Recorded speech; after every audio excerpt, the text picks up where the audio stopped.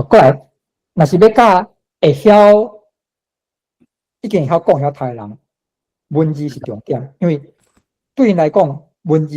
会变做一个互因帮助因学习的一个真重要的基石，安尼。我即马要讲一项代志，就是咱拄则有讲的，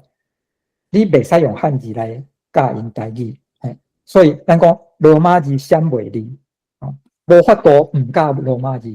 是安怎咧？我举一个例，这张相片是本册叫做地甲国，作者是王罗密多，这本册足趣味，伊咧讲台湾关系选举小说，伊是小说集底篇小说，逐篇讲足侪台湾关系选举的代志，故事足好看，不过我对伊的不满是伊无明讲啦，不过看伊写的法度，伊主张台语要用汉字来写，所以就甲教育部的主张同款台语要用汉字来写，所以规本用汉字来写。不过你显开的时候，你就看到这，伊讲，这种飞机我定定用来什么？这个字袂晓念，唔捌学过这个字，中国话无得用，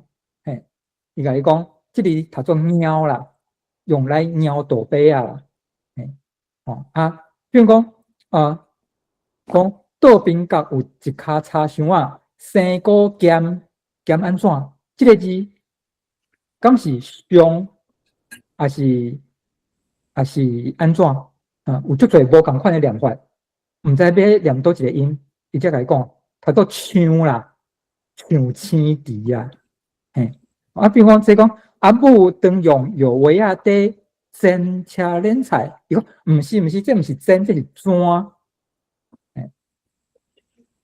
所以遮显明是什么代志？伊主张用汉字来写小说的人，伊发现讲，伊无法度互读者理解伊的汉字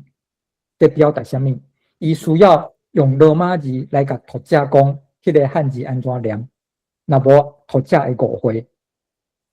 就准讲你足够念，你足够读汉字。你嘛是爱想者，这到底是砖还是真，